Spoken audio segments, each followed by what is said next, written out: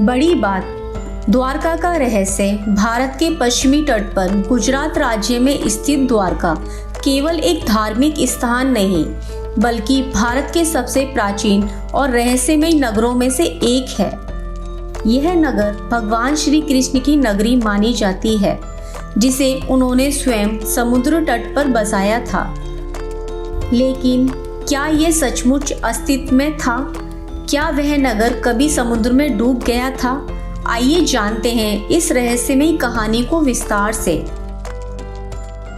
महाभारत, श्रीमद् भगवद गीता और विष्णु पुराण में वर्णन मिलता है कि जब भगवान श्री कृष्ण ने मथुरा छोड़ी तो उन्होंने समुद्र के किनारे एक नया नगर बसाया, द्वारका। कहा जाता है कि यह नगर सोने, चांदी और रत्नों से सजा था। इसके द्वार विशाल थे, इसीलिए इसे द्वारका कहा गया, यानी द्वारों वाला नगर। भगवान श्री कृष्ण यहाँ अपने परिवार और यादव वंश के साथ बस गए।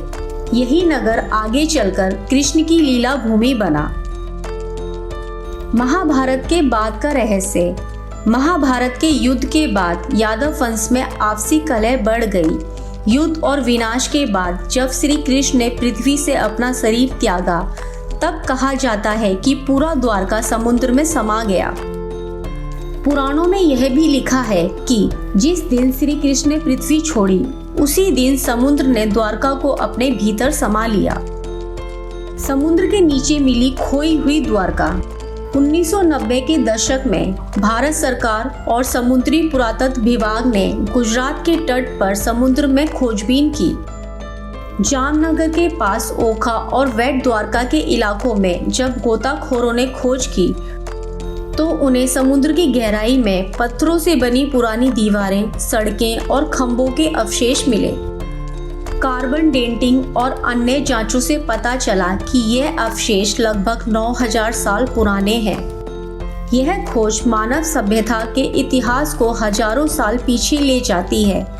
कुछ वैज्ञानिकों के अनुसार यह विश्व की सबसे प्राचीन नगरी में से एक हो सकती है। क्या ये वही द्वारका है जो श्री कृष्ण ने बसाई थी? वैज्ञानिकों और इतिहासकारों के बीच इस पर मतभेद है। कुछ लोग मानते हैं ये वही द्वारका है जो समुद्र में डूब गई थी, जबकि कुछ लोग इसे प्रागैतिहासिक सभ्यता का प्रमाण मानते हैं, जिसका संबंध कृष्ण से नहीं बल्कि किसी और अन्य प्राचीन सभ्यता से हो सकता है। लेकिन यह तथ्य सभी जानते हैं कि समुद्र के नीचे मिला वह नगर अत्यंत व्यवस्थित था। सड़कें, नालियां, घरों की नींव और बंदरगाह जैसी रचनाएं वहां मौजूद थीं।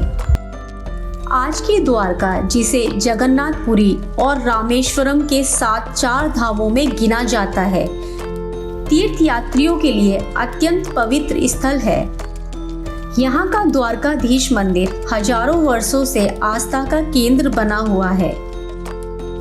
हर साल हजारों भक्त यहाँ आते हैं और समुद्र के पास उस नगर को नमन करते हैं जो कभी भगवान श्री कृष्ण की राजधानी था।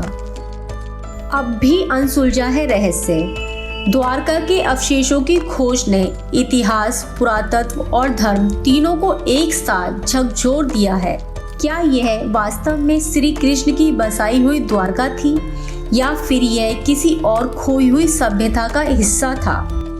अब तक कोई निश्चित उत्तर नहीं मिला, लेकिन यह रहस्य आज भी समुद्र की गहराइयों में छिपा है, जैसे कोई प्राचीन कथा जो समय की लहरों में खो गई हो।